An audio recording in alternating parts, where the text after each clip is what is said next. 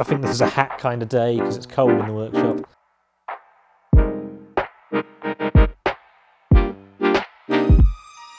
Welcome back, wheel nerds. This is part 2 in my series of how to build a bicycle wheel. And what I'm bringing you is a series of high quality, clear, concise, step-by-step videos that's going to allow you to make the best wheels that you can, either at home or in the workshop. If you weren't with us from the beginning, check part number 1. That goes through all of the tools you're going to need, and I look forward to seeing you throughout the rest of the series. Without further ado, let's crack on. Before we begin today's video, you're going to need a few of those tools from the first video, and when I say a few, I do mean a few. Those tools are a vernier caliper or a digital caliper of some sort, a good quality metal rule. I used to say that I liked the Cyclo rule, but I have discovered this one from Cyclus earlier. Show you that in a bit.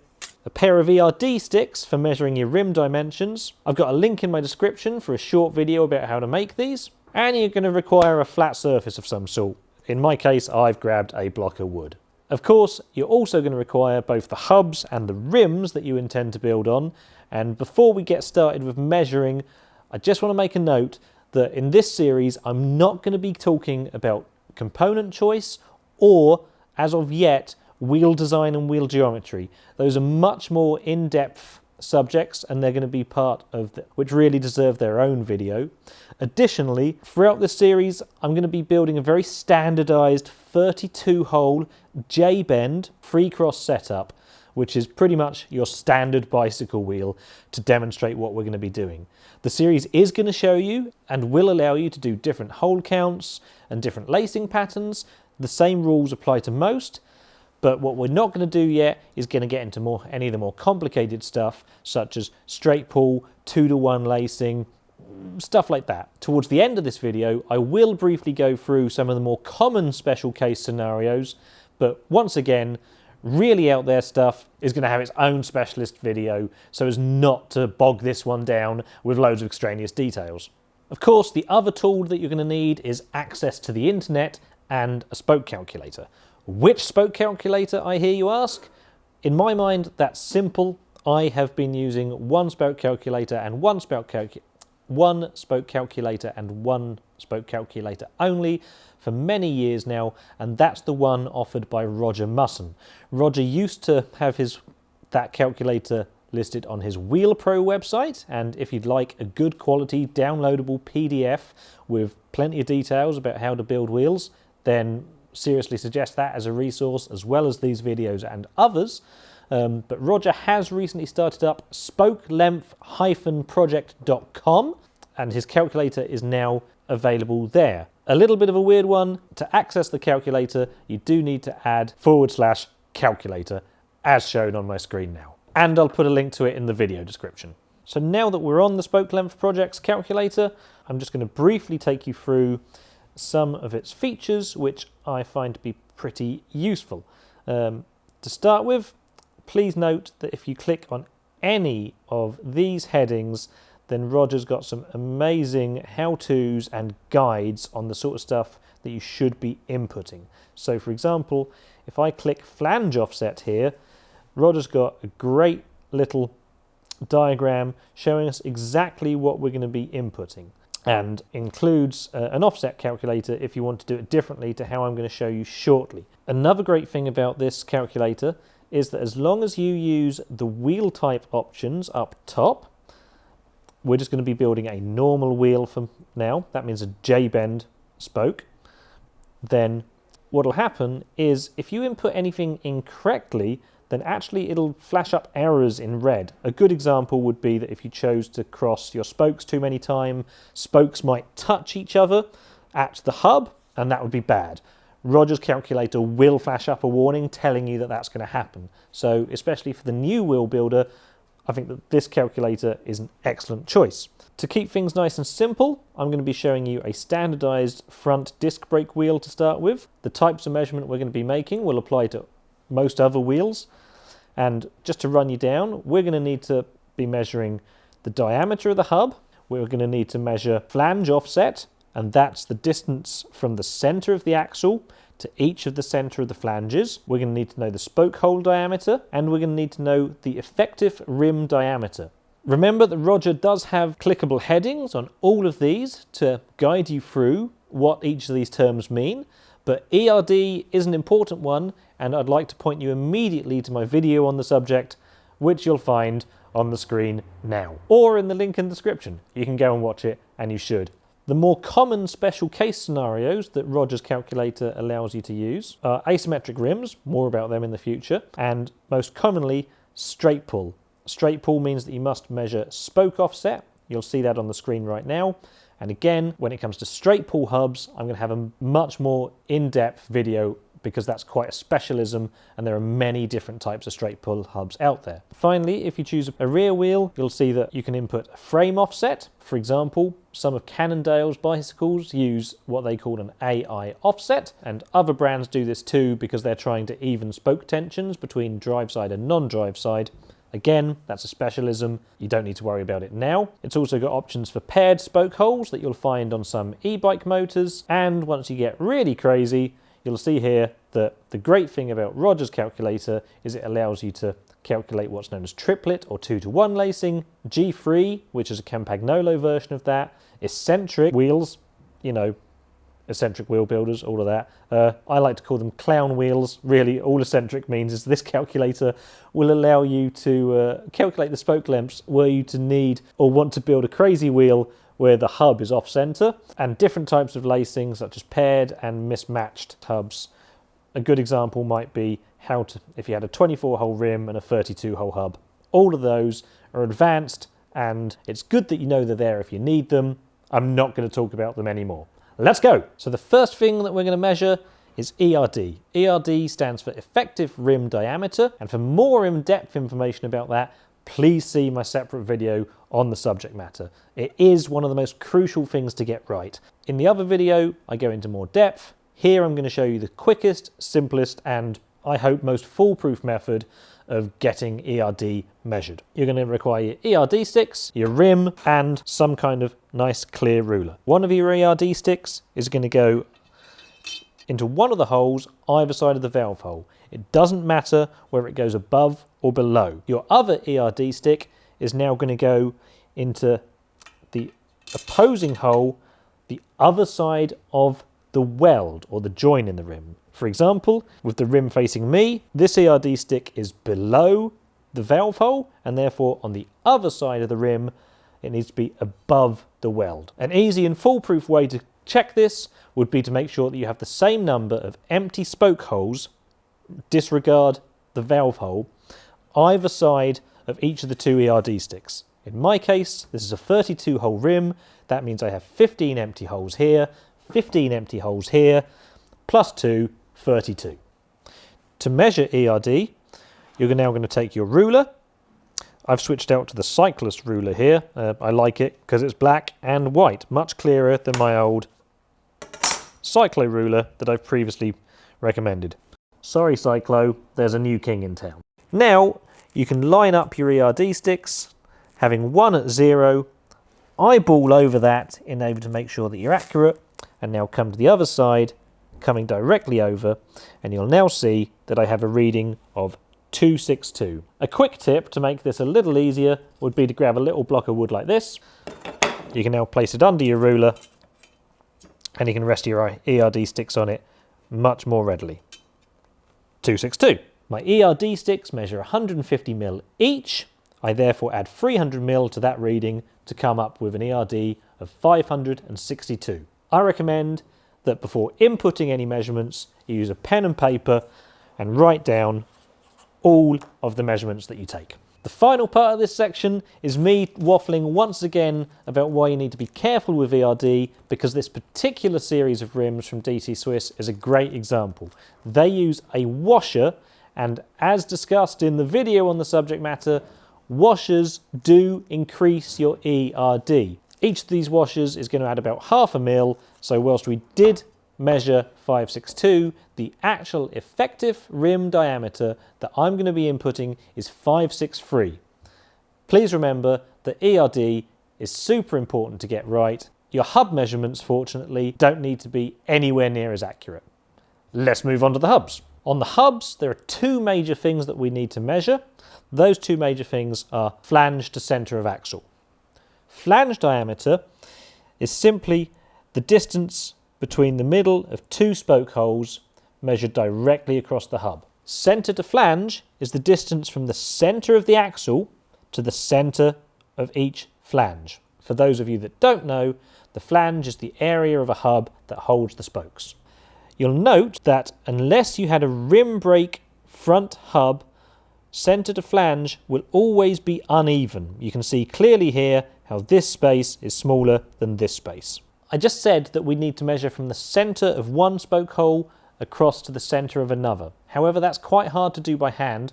Therefore, you're going to measure from the inside edge of one spoke hole to the outside edge of another. Let me show you. So to avoid measuring from centre to centre, the easiest way to do this is to anchor the point of the caliper into the inside edge of one spoke hole and now measure to the outside edge of another. You can see here the measurement I end up with is 52. There's no need to be crazy dead accurate with your hub measurements. In this case, my caliper said 52.22, but I can round that down to 52 regardless. Just work to the nearest 0 or 0.5 of a mil, and additionally, whilst I don't recommend you always go off of manufacturer's specs or hearsay online, always measure yourself. It's important to always measure both flanges, measure twice, cut once. I flip over and I find that the opposing flange measures 59 millimeters. I'll write those two measurements down and we'll move on to taking readings for flange to centre. Whilst there are varying ways to do this next bit, especially if you have a pair of digital calipers, this is the easiest way to do it. First, we need to know the centre point of our axle. This means we measure across the whole axle. I take my calipers, I measure, and I find that as expected for this hub, it measures 100 millimeters, which in non-boost standard is the most common size of front hubs on a bicycle. The trick here is now to set your digital calipers to half of the reading that you just took. My reading was 100, I'm going to set them to 50, and now I'm going to hit 0. I can now take my flat surface and I can measure the non-drive side first, followed by the drive side. I'm going to use the inside jaws of the caliper. I'm going to rest them on the flat surface and I'm going to bring the point of the top edge down to the middle of the flange. Because I zeroed the caliper, it's now done the math for me. I don't have to do any subtractions in my head or use additional calculations. I can simply look at it and see that it says 19 millimeters. With that side of the hub measured, I can now move on to the drive side. I can take the same measurement and find that its offset is 33. I write those two down, 19 and 33. We're ready to input our spoke lengths. Let me talk you through how to use the spoke length project calculator, and let's input the measurements we've just taken. Unless you want to keep your own records and use the log or print function, there's no need for you to type in your hub or rim name, although this can be really good for your own record keeping. Tell the calculator whether you're building a front or a rear wheel. I'm inputting a front, and whether it's a standard normal J-bend hub or any of the others. As we've mentioned, this is a normal J-bend hub. Hub diameter, also sometimes referred to as PCD or pitch circle diameter, is the distance between two spoke holes, or for straight pull hubs, as shown here on Roger's drawing. We're not doing straight pull, so no need to worry about that. The two hub diameters that we measured were 57 on the non-drive side, that's the left side, and 52 on the drive side, that's the right side. Flange offset, as discussed, is the distance between each flange and the centre line of the axle. You'll see in this diagram yet again that Roger clearly shows that you're going to be inputting L and R. We measured X and Y, and we used the caliper's zero function to come to L and R ourselves. If you do not have a pair of digital calipers to do that trick, use Roger's offset calculator area here. The flange offsets that we measured were 19 millimeters on the disc or non-drive side, that's the left, and 33 millimeters. Next comes spoke hole diameter. As Roger mentions, no need to measure this yourself. Almost all hubs on the market these days are 2.6 millimeters. Some are slightly thinner, some are slightly wider, but the spoke length error is only ever going to be small. The only time that you need to really worry about this might be on internally geared hubs, such as Shimano's Alpines, or on large spoke-holed electric hub motors.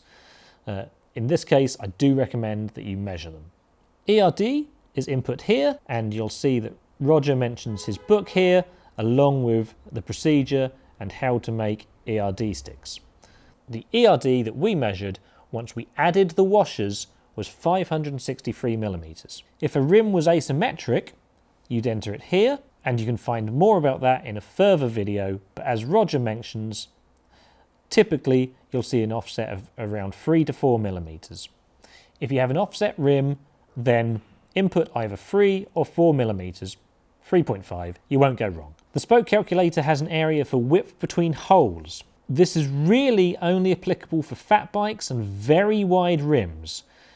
Almost all rims have spoke holes which stagger from left to right, but unless it is measurable, ignore this input. Finally, we come to the wheel geometry or design down here. Firstly, tell the calculator how many spokes you have. In this case, we're building a 32 cross wheel. I click 32. Now tell it how many times spokes in each side of the wheel are going to cross themselves. We're building a 3 cross wheel, and you input them as such. In this case, both left and right sides are input as 3 cross, and it's very rare that you'll ever have these two being different. Finally, one thing I really like is that Roger's website allows you to input spoke diameter, and this is one of the things that makes it much more accurate when it comes to calculating your spoke length, because it is going to take into account how thick the spoke is and its elasticity under tension. We're using a spoke with a 1.8 millimeter middle section, and if you have a bladed spoke, you'll also see that Roger has a handy table here telling you what its original spoke diameter was before it was turned into a bladed spoke. Now that you've input all of these, it's as simple as clicking off screen to have your spoke lengths brought up. A quick note here, if you'd like to see how the calculator got to these figures, simply hit log. Additionally, you can have the calculator draw your wheel. This can be useful sometimes, and we'll look at it in the future. It's a fun thing to play around with if this is your first time, and you can get it to show you where all of the different spokes go, and it has some additional functionality. For now, just know that it's there. The nominal spoke lengths that we now have are 271.5 and 272.3. The next thing we need to do is decide exactly which spoke lengths we're going to use. Before we go though, let me just talk you through the next 3 entries that Roger's calculator shows, and let me purposely make an error so as you can see why the spoke length project's calculator is so good for beginners. Spoke head clearance is a very useful figure to know, and as you can see, you don't want your spokes to be touching or overlapping. This tells you how much room you have in between the spoke head and the spoke body. Rim entry angle is the next figure that you'll see here, and that is the angle of entry of the spoke into the rim. As Roger states, most nipples can get to 6 or 7 degrees. Some, such as Sapim and DT's Pro heads, can get to 9 degrees. But in short, if this is too high, then you are likely to break spokes at the nipple. Try always to keep this below 9 degrees. Now that we've input everything and hit calculate, I've got my spoke lengths. The spoke lengths that I've got here on screen read 271.5 and 272.3. Now, spokes aren't available in those precise measurements, and the way that this spoke calculator works, and many others, is to give you the theoretical exact length of the spokes that you're going to require. For Roger's spoke calculator specifically, and a general piece of advice for many other calculators that you might use, is always to round up. The reason you must round up is that you require as much thread engagement as possible within the top of the nipple. Especially with alloy nipples, if you don't do this, you risk snapping. A side note, you get a lot of people being pretty down on alloy nipples, and time again when I see them break, it's because they don't have enough thread engagement. Always round your spoke measurements up. In the example that I had here on screen, I'd round 271.5 up to a spoke length of 272, and I'd round 272.3 up to a spoke length of 273. Many spokes aren't available in odd numbers such as 273, and in this case just go to 274. Do not round your spoke lengths down, you risk breaking nipples in the future. And now that you've got your spoke lengths calculated, head over to your Morozumi spoke threading and cutting machine, cut them to length, thread them and start building your wheels. Of course, you might not have such a bit of kit, and that's quite okay. You don't need one. Luckily, we do, and that means that you can purchase all your spoke, nipple and tool needs from our sister website, spokesfromryan.com. Additionally, you can head over to Patreon, link in description, if you'd like to support the work that I do on this channel. The way that I'm operating this, I'm taking time out of my usual business activities to deliver this content to as many of you as possible as I can for free. And if you'd like to make more of that happen for more people, I'd really love your support. It's a model based on kindness and soundness, and that means that if you can't afford to support me via Patreon, then hopefully somebody else can. Subscribers on Patreon get a whole bunch of benefits like early videos. We had the first ever Ryan Builds Wheels Ask Me Anything session last month, and that was fantastic. And additionally, at several levels of subscription, you can get a discount on spokesfromryan.com. So as I've said before, it's almost as if grabbing a subscription can pay for itself if you're going to be building a few pairs of wheels over time. So come and join the party. Excellent. So now that you've got your hubs, your rims, you've performed your spoke calculations, you've got your spokes and your nipples, it's time to start building our wheels. And in the next episode, we'll learn how to lace our wheels to begin assembling them before adding tension and truing them towards wheel building perfection. Thanks very much for joining me. Hit that like button, subscribe, tell your bike nerd buddies, have fun building wheels, and see you next time, nerds! I'll just keep pointing at the camera and then leave.